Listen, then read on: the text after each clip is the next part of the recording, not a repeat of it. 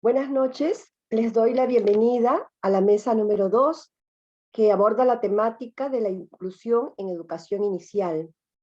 En esta mesa, las profesoras Carmen María Sandoval Figueroa y Flor Quispe Román presentarán su investigación titulada Estrategias docentes en la inclusión de niños con trastorno del espectro autista, TEA, en educación inicial. Y participará como comentarista la magíster Mabel Calderón Falcón. Dicha investigación se presentará en 25 minutos y luego procederemos a los comentarios durante 15 minutos. Los invitamos a enviar sus preguntas por el chat, ya que al final esperamos disponer de 10 minutos para las respuestas de la expositora. La profesora Carmen María Sandoval Figueroa es magíster por la Université de Toulouse II, Francia. Se desempeña como docente en el Departamento Académico de Educación y es coordinadora del Grupo de Investigación, Literacidad y Educación afiliado al CICE.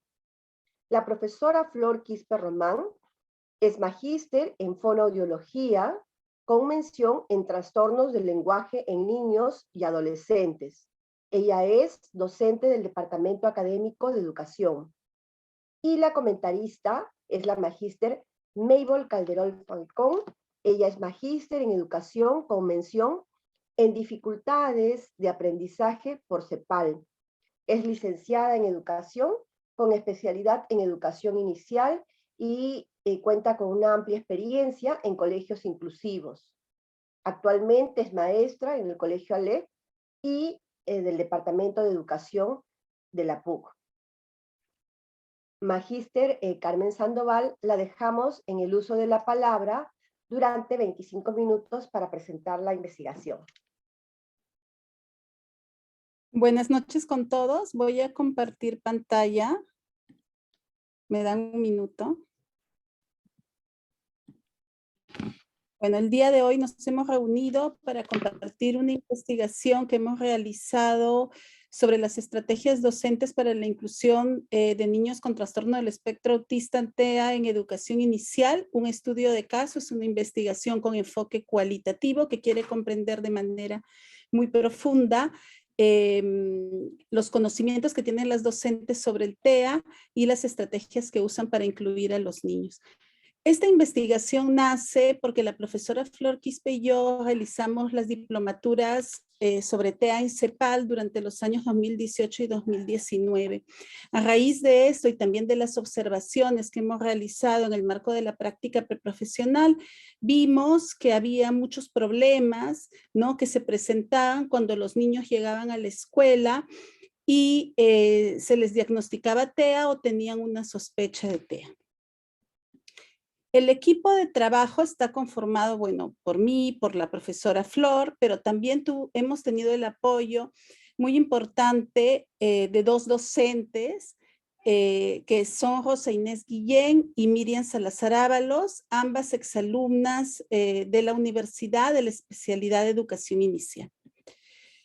Voy a empezar con esta cita de Daniel Valdés, ¿no?, que retrata un poco lo que es el trastorno del espectro autista, ¿no? Él nos dice que el autismo es plural y diverso, desafía los manuales y las nomenclaturas, se acerca y se aleja de los prototipos, según cada caso, cada persona, cada subjetividad. No hay un solo tipo de autismo, hay personas diversas en las que los síntomas del autismo se manifiestan de formas diferentes y su evolución sigue diversas trayectorias y caminos.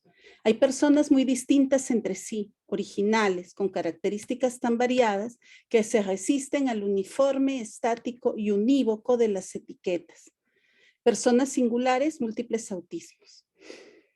Me interesó colocar esta cita para comprender que el trastorno del espectro autista, por más que nosotros tratemos, ¿no?, de alguna manera de poder describirlo y de poder brindar algunas características, es muy diferente entre los niños, ¿no? Nosotros podemos identificar algunos signos que nos hacen dar cuenta o no, nos hacen intuir que el niño podría tener autismo, ¿no? Pero es tan variado que al mismo tiempo escapa, como les digo, a esas etiquetas.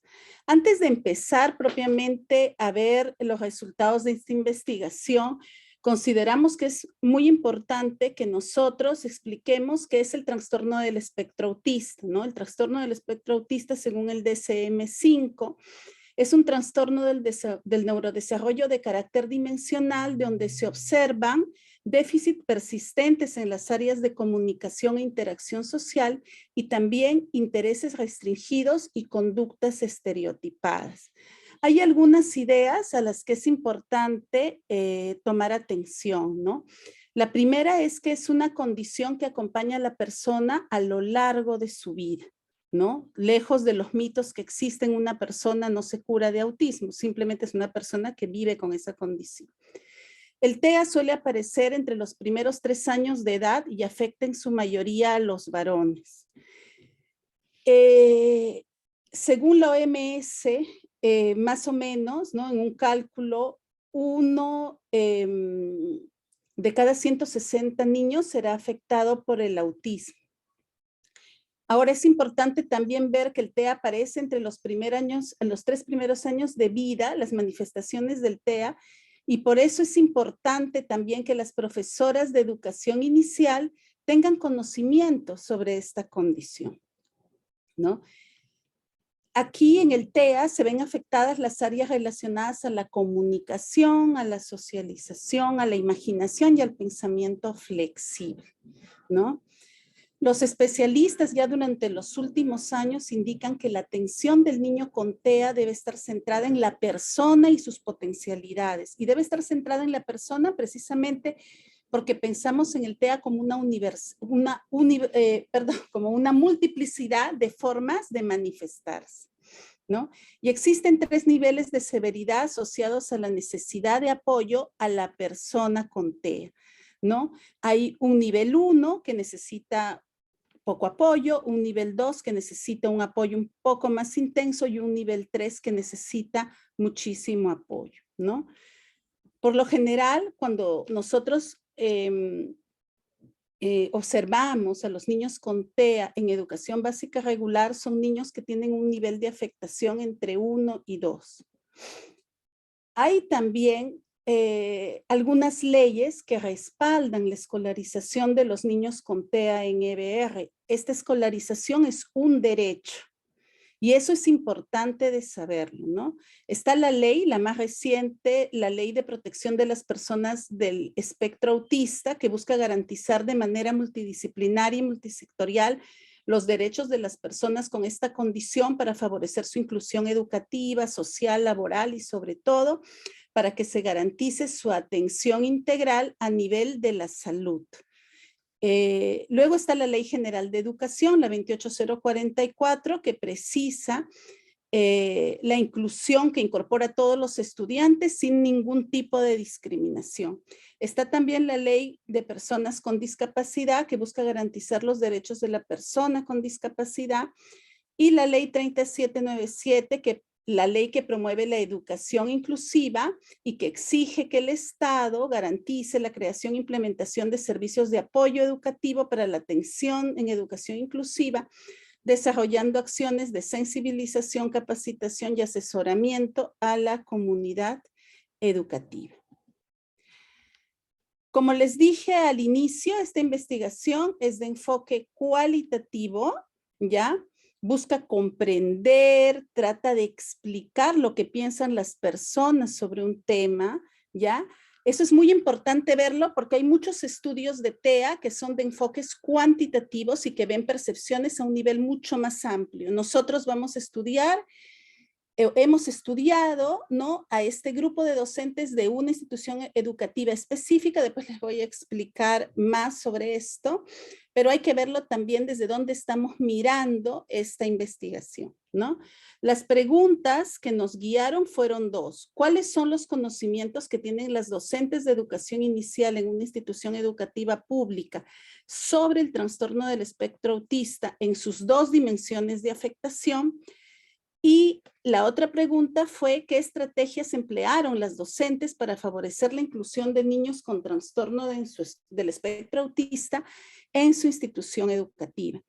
A nivel de los objetivos, tuvimos 2 objetivos. El primero fue identificar los conocimientos que tienen las docentes de educación inicial de la institución educativa estudiada en las dos dimensiones de afectación, en las deficiencias persistentes en la comunicación social y en la interacción social, y en los patrones restrictivos y repetitivos de comportamiento, intereses o actividades. Y el segundo objetivo fue describir las estrategias que las docentes emplean para favorecer la inclusión de los niños con trastorno del espectro autista en su institución educativa. Esta investigación, voy a dar una información general sobre la metodología, ¿no? Inició en diciembre del 2020, la profesora Flor y yo tuvimos la suerte de tener un financiamiento del Fondo de Apoyo a la Investigación del FAI, por eso es que inicia en este periodo. Fuimos la última cohorte de proyectos que se benefició de este apoyo, ¿no? Luego, la construcción del marco teórico más o menos nos llevó un semestre porque había que recopilar bastante información. El diseño y la validación de instrumentos lo hicimos entre los meses de junio y julio y el trabajo de campo entre septiembre y octubre. El lugar fue una institución educativa de educación inicial perteneciente al UGEL 3, situada en Lima, cerca a la universidad. Los informantes fueron 8 docentes de la institución educativa, incluyendo a la directora. En el momento en que hicimos la entrevista, la directora estaba en aula, estaba supliendo una plaza de una docente.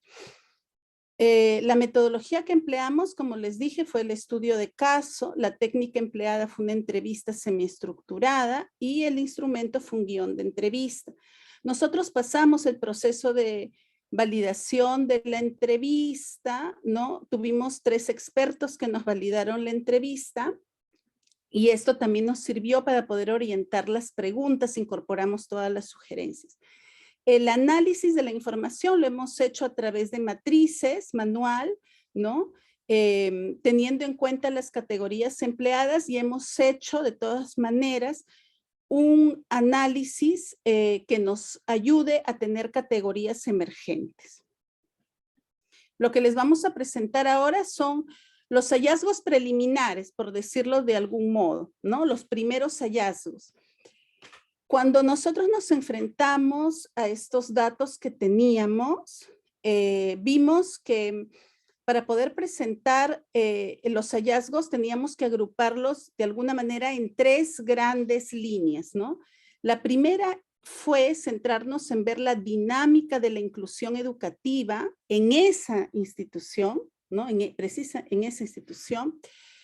Luego ver los conocimientos que tienen las docentes entrevistadas sobre el TEA y finalmente agrupamos las estrategias que los docentes ponen en práctica para incluir a los niños. Es importante que nosotros sepamos, ¿no? Y que contextualicemos.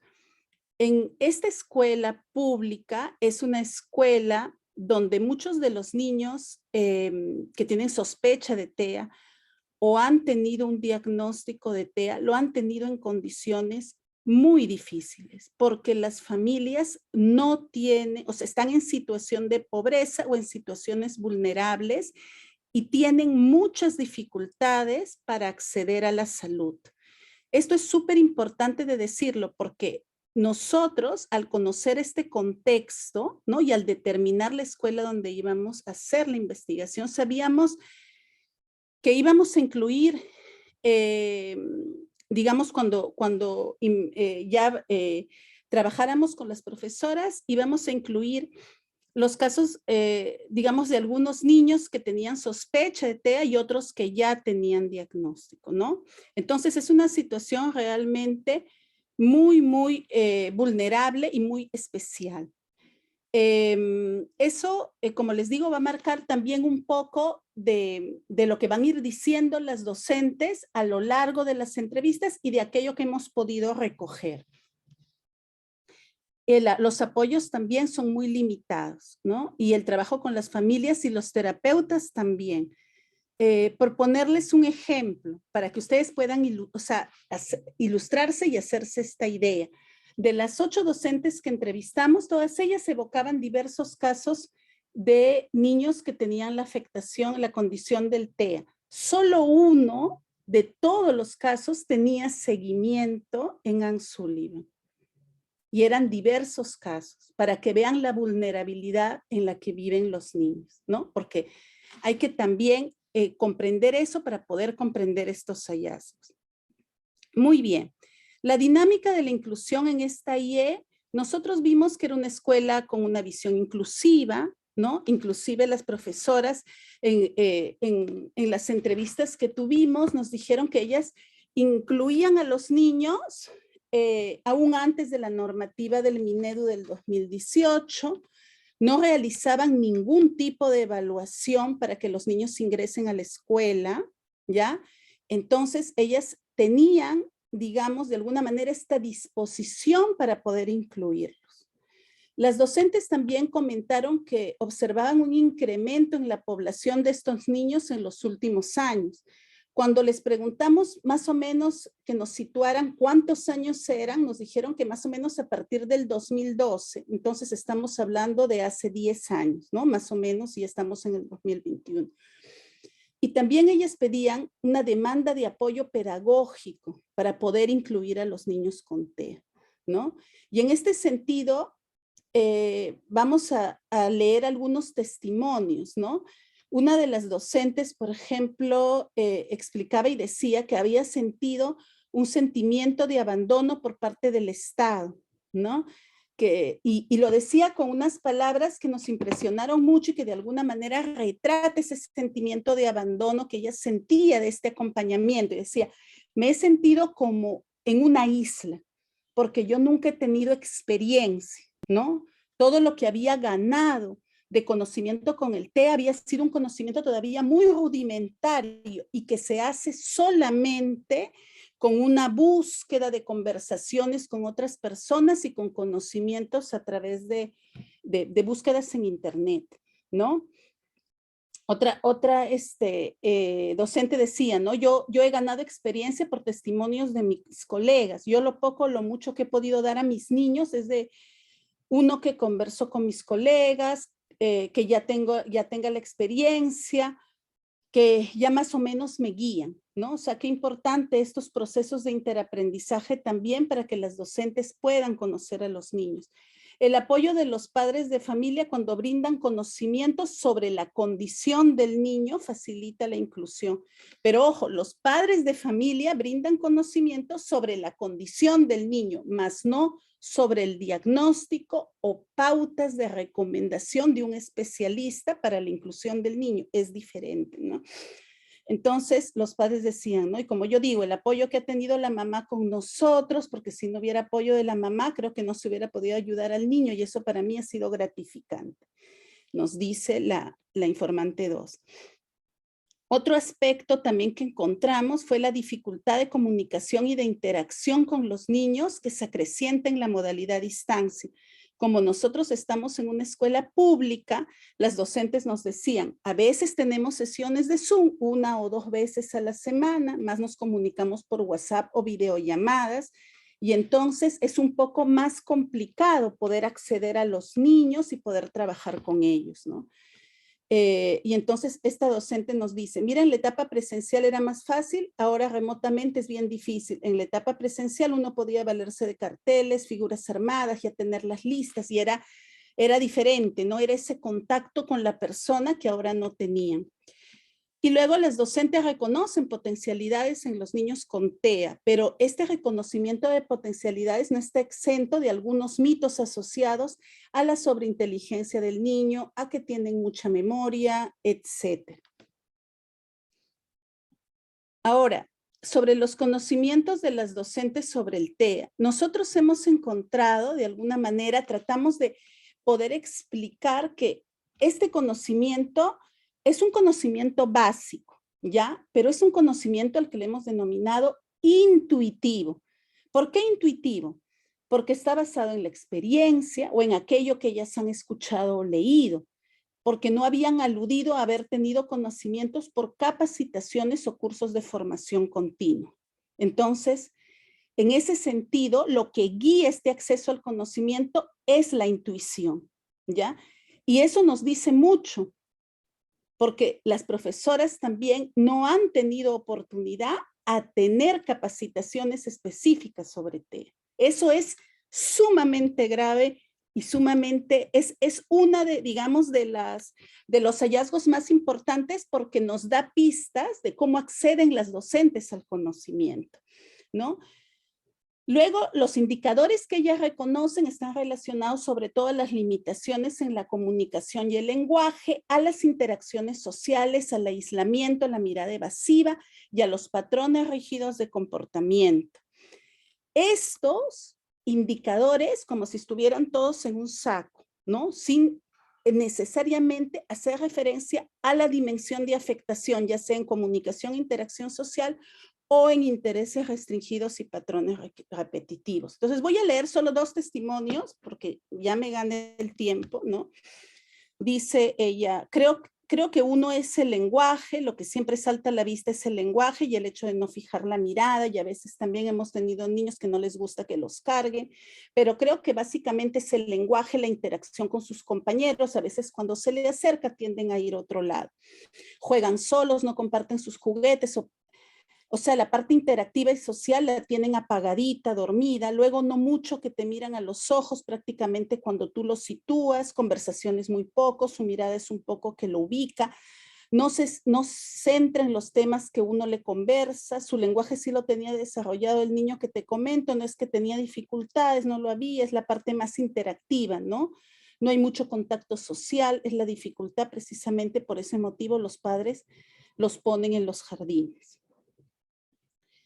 En cuanto a la comunicación social e interacción social, se observó un mayor reconocimiento de dificultades de lenguaje que de comunicación, una dificultad del niño para establecer la mirada con su interlocutor, aislamiento e interacciones limitadas en los juegos grupales, no hay mención a la importancia de desarrollar intencionalidad comunicativa y la atención conjunta, lo cual llama la atención porque si estamos en educación inicial, ¿no es cierto? Estas interacciones en la triada podrían haber salido y no hay mención tampoco a cuestiones de reciprocidad socioemocional.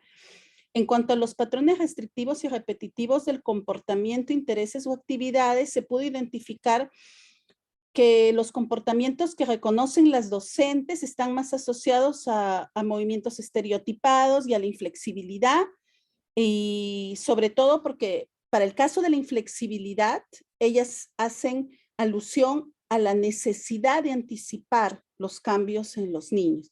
Y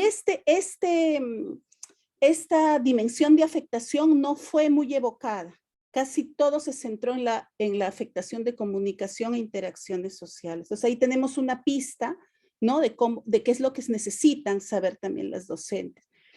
Luego, sobre las estrategias, bueno, ya se evocaron los apoyos visuales, los usos de las agendas, los horarios, las líneas del tiempo, con el propósito de comunicar y de marcar tiempos o rutinas, la adaptación a la escuela y el trabajo con las familias. Aquí también es interesante porque de alguna manera la familia empieza a tener un protagonismo en el discurso de las profesoras, ellas lo empiezan a evocar, que era muy poquito, ¿no? Lo evocan más en el momento del trabajo con las estrategias con la familia. Luego las estrategias para el acompañamiento, ellas evocan el uso de apoyos visuales que favorezcan la comprensión de los niños y la ejecución de tareas. Luego la necesidad de adaptación curricular, pero hacen referencia a adaptar las sesiones, más con referencia a la duración y al contenido, más que hacer una adaptación más amplia, ¿no? Y centrada en el niño. Es más, adaptar las actividades. Y luego los momentos de socialización y de recreación, las docentes facilitan momentos de juego libre, procuran incluir a los niños en las actividades del aula, ¿no? En la medida de lo posible. Las conclusiones de nuestra investigación. En general hemos visto que la investigación nos muestra que las docentes entrevistadas tienen conocimientos básicos de las características de los niños con TEA, las cuales voy a citar: comunicación e interacciones sociales, dificultades de lenguaje, mirada evasiva, comportamientos repetitivos e inflexibilidad. Este conocimiento se puede denominar como intuitivo, lo recuperan de las experiencias de otras docentes, de la información que les proporcionan los padres, de las indicaciones que les brinda el especialista del SANE o de la búsqueda libre de información. o de videos también, y en ningún caso se hizo alusión a capacitaciones o cursos de formación continua. El conocimiento limitado, si bien les sirve para identificar algunos casos de alerta de TEA en los niños de su aula o de su escuela, solo lo pueden realizar cuando ellas están en contacto permanente con los niños y la educación a distancia limita esas posibilidades, porque los tiempos de contacto son muy cortos y los medios de comunicación variados, ¿no? Y bueno, ahí habría que preguntarnos, y eso es otra investigación, ¿no? ¿Cuánto han perdido los niños con TEA en estos momentos, en estos 2 años que hemos tenido educación a distancia? O sea, ¿cuántos aprendizajes ellos han perdido por no estar en la presencialidad? Podría ser, ¿no? Objeto de una investigación. Bueno, las docentes emplean apoyos visuales, el uso de pictogramas, líneas de tiempo, horarios, secuencias, fotos. En realidad te mencionan una suerte variada y a veces hasta un poco aleatoria de algún uso visual, pero estos apoyos no se encuentran circunscritos a un sistema aumentativo o alternativo de la comunicación que la familia o los terapeutas hayan puesto en marcha en el caso del niño. Entonces esto limita mucho porque muchas veces este uso de apoyos visuales sale de la profesora, o sea, nace del interés de la profesora por querer comunicar, y el sistema aumentativo y alternativo de la comunicación tiene que estar instalado tanto en la familia como a nivel de las terapias y la intervención como a nivel de la escuela. Entonces ahí también vamos viendo una pista, ¿no?, de la que se puede estudiar. Las estrategias para la inclusión se observa que son variadas. Las docentes se esfuerzan por crear un clima de acogida cálido y de confianza durante el proceso de adaptación de los niños, tendiendo puentes para la inclusión.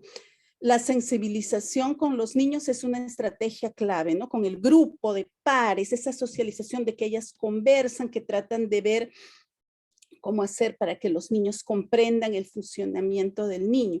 Pero al mismo tiempo, este esfuerzo de crear un clima de acogida cálido y de confianza se basa en esta idea de que en la educación inicial hay que acoger a los niños porque somos maestros, porque todos tenemos que querer a los niños y amarlos, y este discurso un poco esconde aquello que, digamos, es un derecho, ¿no? O sea, reconocen la necesidad de inclusión, pero no hacen alusión a ninguna de las leyes de protección a la persona con trastorno del espectro autista. Entonces, ahí hay al mismo tiempo que seguir trabajando, porque la inclusión de los niños con TEA, en principio y sobre todo, es un derecho humano, no es un servicio, no es un favor, no es simplemente te acojo porque no tengo otra opción. Es un derecho, y en tanto que derecho hay que seguir luchando para que esto se pueda reconocer, ¿no? Y este es básicamente los primeros hallazgos de nuestra investigación. Espero que haberme dejado entender, ¿no? Y les agradezco mucho por estar aquí con nosotros para poder discutir, y los aportes de Mabel nos van a ayudar también a seguir enriqueciendo el análisis de nuestra investigación. Muchas gracias, Magíster Carmen Sandoval. Invitamos al público para que, si desean, nos envíen sus preguntas a través del chat, y vamos a dar la palabra a la Magíster Mabel Calderón para los comentarios acerca de la presentación. Gracias, Jessica. Bueno, en verdad estoy muy contenta de escuchar una investigación tan simpática y tan completa, de poder recoger un poco esta mirada que a veces dejamos de lado, que tiene que ver con las maestras, que tiene que ver con la importancia de la articulación, que pude ir observando, que tiene tanto la familia como la escuela, ¿no? Es bien importante reconocer, sobre todo cuando trabajamos en escuelas inclusivas, reconocer como que 3 grandes agentes, ¿no? Tenemos nosotros a una escuela que efectivamente, como lo ha mencionado Carmen, está amparada por varias leyes, ¿no? Estas leyes que efectivamente existen, ¿no? Que no son gratitud, como lo menciona Carmen, más bien son leyes que deberían ser propiciadas, deben ser de conocimiento de la familia, para que ellos puedan hacer cumplir esa ley, y así la escuela también reconocerlas y poder hacerlas útiles y hacerlas funcionales en cada una de estas escuelas. Por otro lado, tenemos al gran agente que es la maestra, ¿no? Esta maestra que, si bien vemos que tiene muy buena voluntad, pues también necesita de una buena capacitación. Esa capacitación que le va a permitir poder tener una mirada más amplia de este alumno, que no solamente su creatividad y su intuición, como nos menciona Carmen, pueda funcionar, sino que esta capacitación sea también de una mirada teórica, pero también instrumental, también ya con estrategias claras, que le permita poder apoyar tanto a la familia como al niño en este quehacer educativo, ¿no? Y por otro lado, otro agente bien importante, que muchas veces, que es la familia, que muchas veces la escuela la deja como que de la escuela para afuera, pero yo siempre, como especialista y también desde la mirada de la escuela inclusiva, es la familia que tiene que ser muy articulada con la escuela y que tiene que formar parte de la escuela, una mirada muy de cerca. ¿Por qué? Porque la familia nos tiene que apoyar, no tiene que pensar, porque a veces nos pasa cuando tenemos chicos con alguna dificultad, la familia siente que la escuela está en contra, ¿no? O a veces nos pasa que la familia sí se siente apoyada, pero entonces nos delega, ¿no? Y eso tampoco puede pasar. Entonces nosotros tenemos que tener a la familia de nuestra mano para apoyar y trabajar en conjunto. Si tenemos esta articulación bien instaurada de la escuela y la familia, ahí tenemos nosotros un gran equipo para poder trabajar. Algunos aspectos importantes con respecto a la parte pedagógica, que lo pude ver muy bien en esta investigación y me gustó muchísimo, que tiene que ver con las adecuaciones a las necesidades. Si bien esta investigación es como para niños pequeños y efectivamente, como lo menciona Carmen muy bien, sobre todo en estos diálogos que han podido recoger de las maestras, que ellas piensan que como es nivel inicial, entonces nosotros acogemos con cariño, pues ¿qué va a pasar con este alumno cuando pase a primaria, cuando pase a secundaria, ¿no? Donde ya tenemos aprendizajes más, digamos, más duros, más fuertes, aprendizajes donde ya existen, ¿no? Materias que tiene que pasar, donde tiene que tener notas, donde existe todas estas problemáticas que ya comienza a darse con chicos más grandes. Estas adecuaciones a las necesidades se siguen dando en un nivel primario, un nivel secundario. Recordemos, como lo ha contado muy bien Carmen, en esta investigación, los chicos que tienen TEA es una población que, según las investigaciones, pues va aumentando a lo largo de los años y por diferentes ideas, ¿no? Por un lado, que de repente antes, digamos, no se identificaban con rapidez o por muchas otras razones, pero estamos viendo que uno de cada 160 niños, ¿no? Tiene TEA. Pero recordemos también que este niño que tiene TEA, pues en un gran porcentaje los niños que tienen TEA vienen acompañados con comorbilidades. Eso significa que este chico, además de tener TEA, probablemente también tenga algún otro trastorno, alguna otra dificultad. Por ejemplo, podría tener TDAH también, por ejemplo, podría tener dificultades en el lenguaje, podría tener dificultades motoras, etcétera. Y entonces lo que nos suele pasar es que muchas veces mis adecuaciones a las necesidades tienen que ver con lo que la maestra encuentra, que es un poco lo que he podido recoger Carmen muy bien. ¿Qué es lo que encuentran las maestras? Lo que encuentran es dificultades en su lenguaje, lo que encuentra es que es poco flexible, lo que encuentra es que hace rabieta, lo que encuentra es que no se lleva bien con los amigos. Entonces, es ahí donde ocurre este tema de las adecuaciones a las necesidades. Cada niño con TEA es bien diferente, porque yo puedo tener un niño con TEA que puede ser que de repente ni siquiera tenga lenguaje oral, ¿no? Y es ahí donde mis grandes dificultades de comunicación se van a basar en que yo tengo que usar algunas estrategias, como pueden ser los PECs, que es un sistema aumentativo de comunicación para que el niño pueda usar estos elementos para poder comunicarse, como también puedo tener un niño que tenga TEA, pero sin embargo se comunica muy bien y nos encontramos de estos clásicos chicos que pareciera que me habla un libro, ¿no? Que me tiene muchísima información. Entonces, sin embargo, ambos tienen TEA. Eso significa, entonces, que esta maestra, que si no tiene conocimiento, pues entonces no sabe a qué niño se está enfrentando, no sabe qué tipo de adecuaciones tiene que hacer.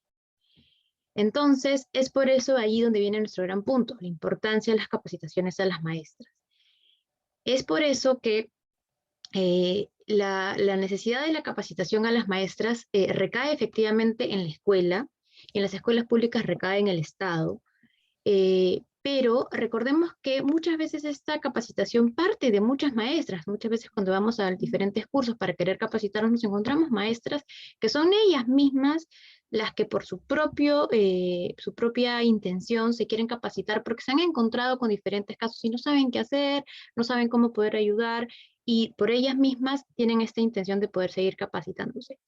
La capacitación tiene que ser, por un lado, cuando nos encontramos, sobre todo en escuelas públicas, tanto de una mirada teórica, donde pueda conocer un poco más sobre todos estos trastornos que se pueden encontrar en la escuela, pero también ya con una mirada de qué es lo que va a poder hacer, qué estrategias son las que puede usar, y es ahí donde también muy bien lo pudieron recoger en esta investigación, donde vienen estas experiencias que otras maestras le pueden traer, ¿no?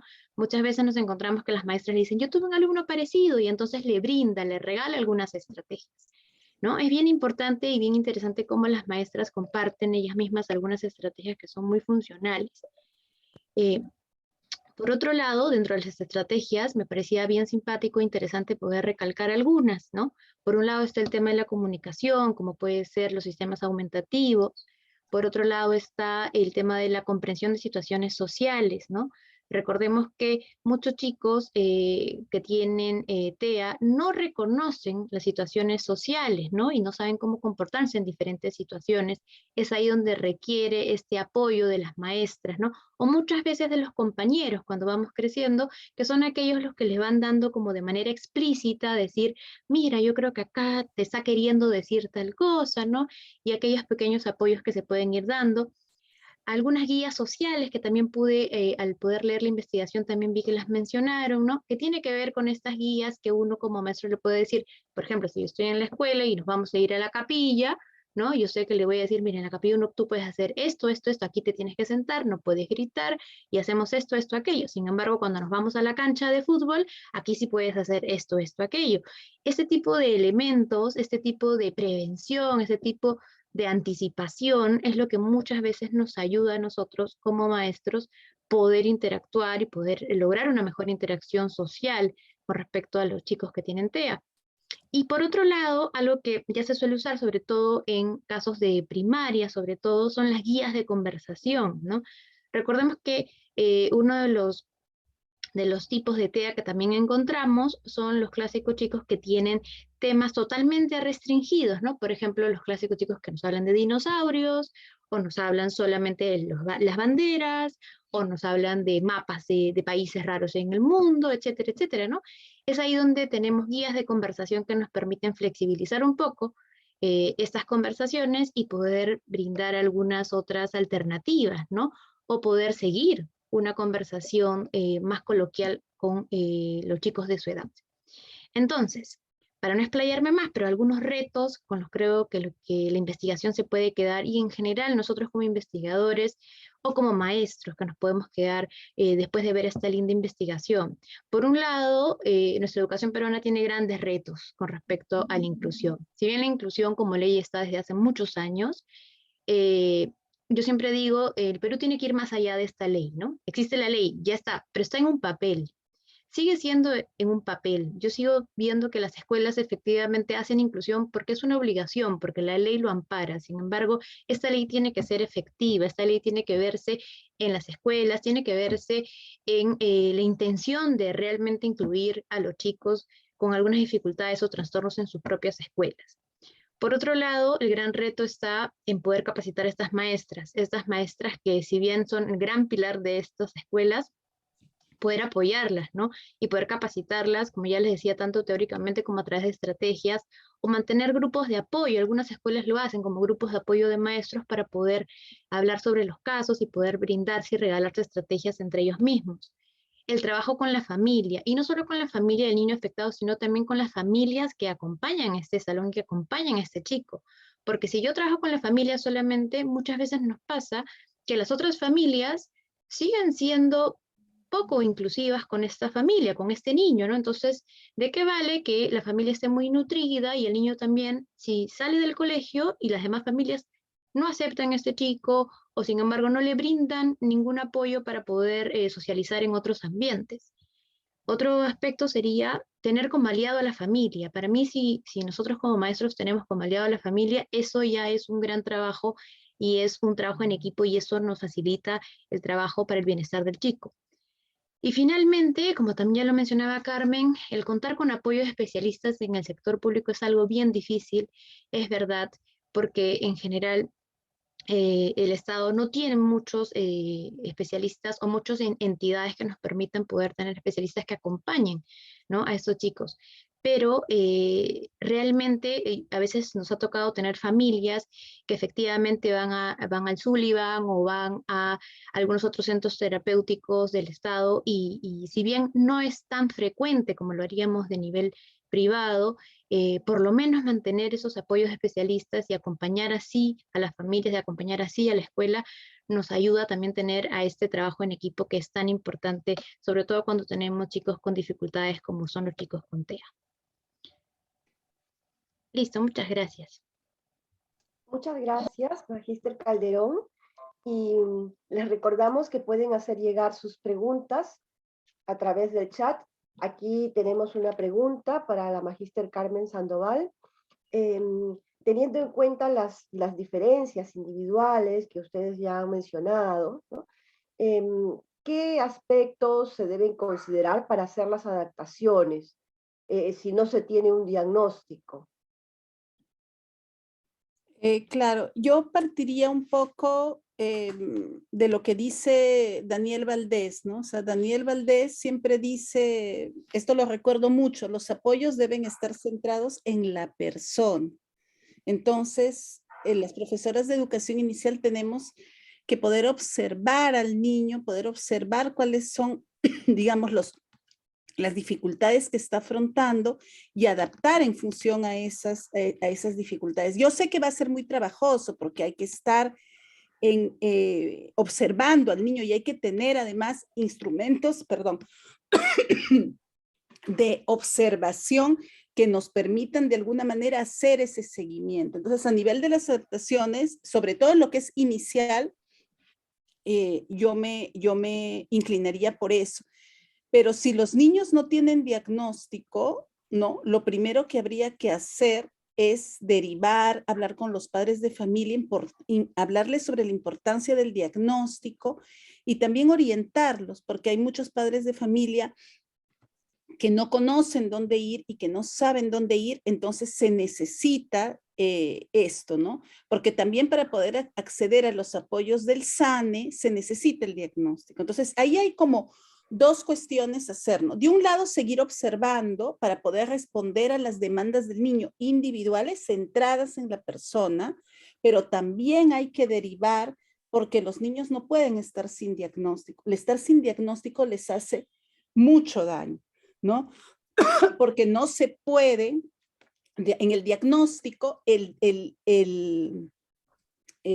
neurólogo o ya sea un diagnóstico que haga un psicólogo, va a explicar a los padres algunas pautas para interactuar con el niño y para acompañarlo. Entonces, eso también es necesario decírselo a la familia, explicárselo. Yo sé que es muy difícil, las profesoras también durante las entrevistas que tuvimos evocaron lo difícil que es anunciarle a un papá que su niño está teniendo algunas dificultades en el desarrollo, que por favor haga una evaluación, que de repente es y posiblemente es la parte más difícil, ¿no? Por el trabajo que hay que hacer con la familia, pero necesaria y urgente, porque precisamente van a poder hacer las profesoras mejores adaptaciones cuando tengan esos diagnósticos y cuando tengan las pautas de los especialistas que les van a decir exactamente en dónde debemos hacerlas, ¿no? No sé si Flor quisiera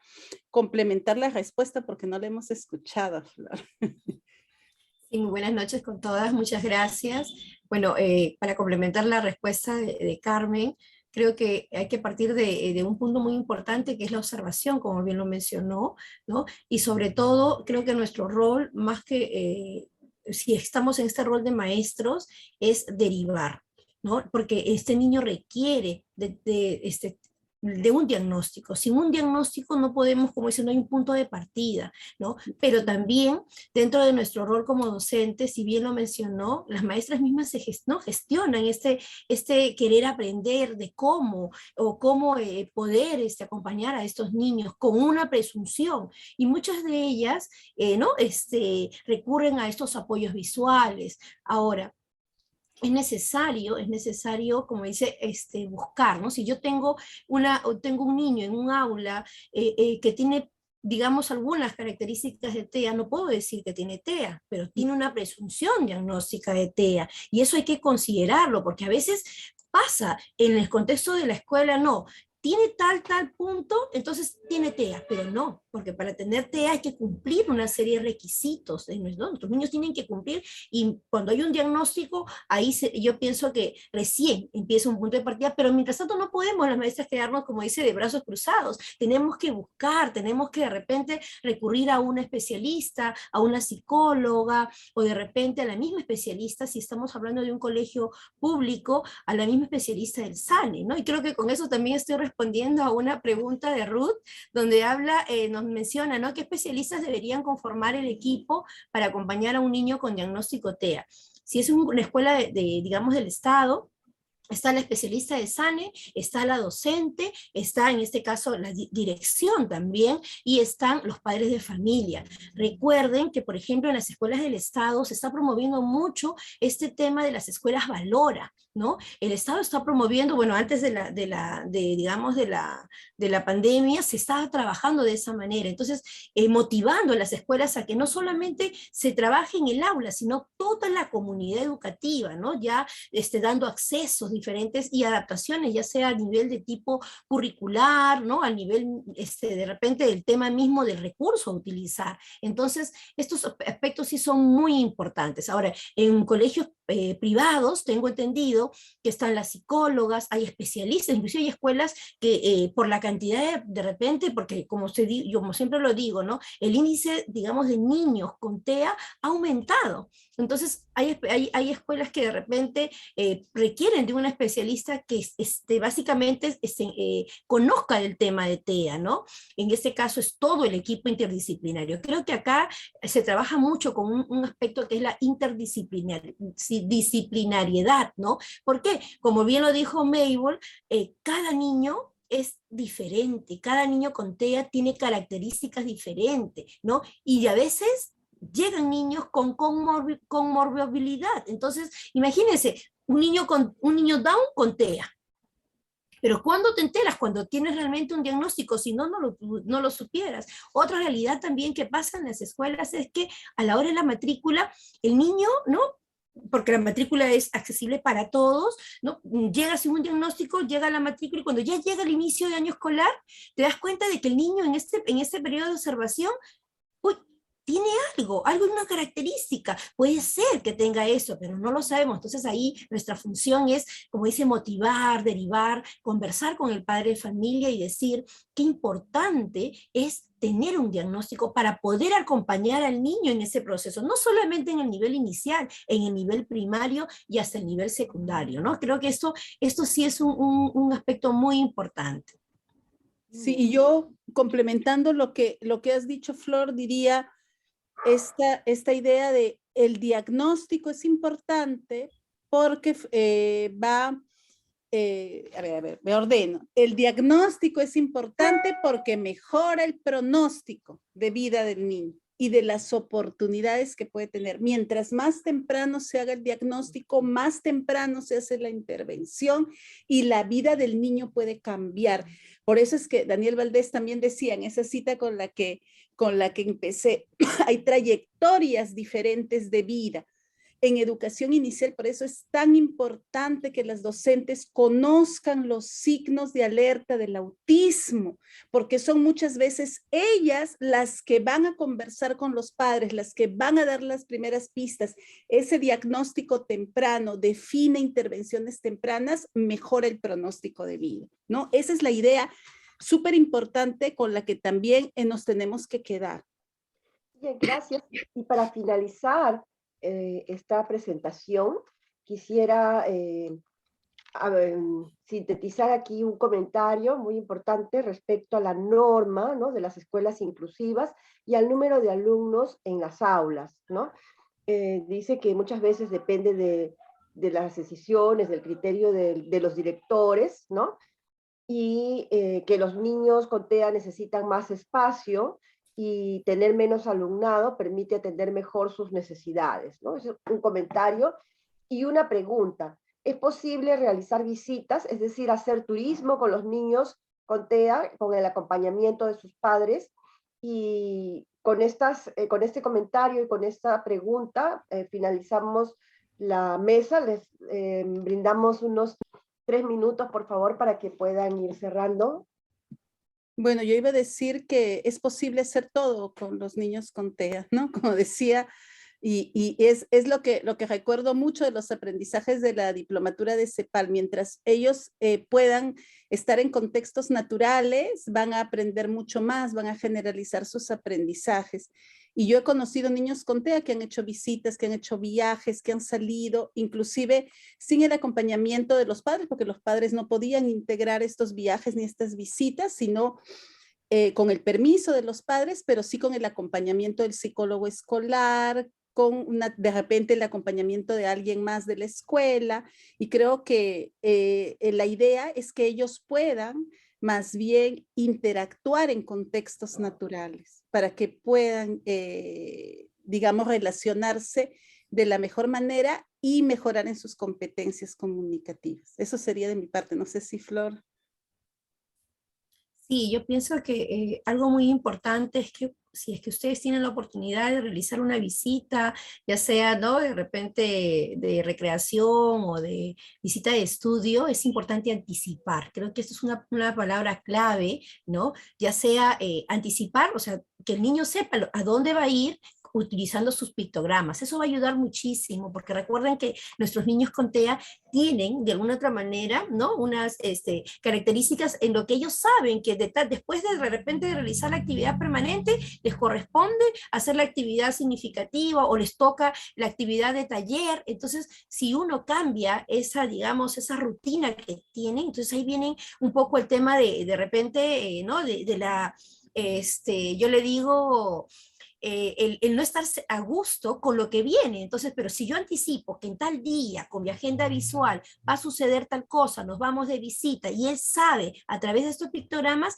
él lo va a entender. Es que va a depender mucho del nivel también de TEA que tenga, ¿no? Entonces, ahí siempre es bueno esta palabra clave, y siempre lo hemos conversado con Carmen, la anticipación, ¿no? Este es un elemento importante en este estudio con TEA. Así es. Muy bien. Agradecemos a la magíster Carmen Sandoval, a la magíster Flor Quispe y a su equipo por compartir esta interesante investigación. Agradecemos también a la magíster Mabel Calderón por los comentarios y a todo el público asistente por su interés y su participación en esta mesa. Muchas gracias. Buenas noches.